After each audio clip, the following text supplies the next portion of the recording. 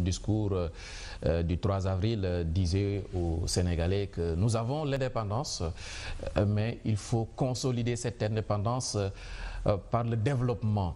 Un Sénégal à l'abri du besoin, c'est ce dont c'est ce qu'il recherche lui en tant que chef de l'État.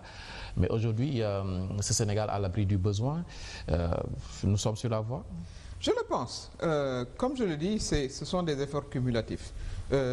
Si on regarde un peu, disons, nos comptes publics, c'est quand même l'expression aussi d'un avancement que nous avons connu en 6 ans. Nous avons une croissance, nous sommes le deuxième pays le plus meilleur performeur du point de vue de l'accroissement de notre activité économique. 7% cette année, c'est quand même pas mal. 7,2 même vous dites.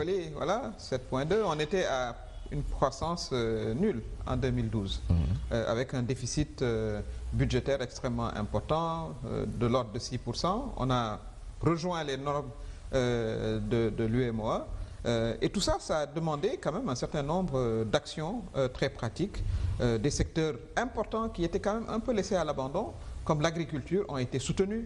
Et c'est de là d'ailleurs que nous vient une bonne partie de la croissance, avec voilà, la science qu'on a mis à la disposition de l'agriculture. Parce qu'on considère l'agriculture comme une activité économique arriérée, ancestrale, alors que vous regardez beaucoup de pays, c'est l'agriculture qui traîne justement la croissance, qui dirige la croissance vers le haut, les États-Unis notamment.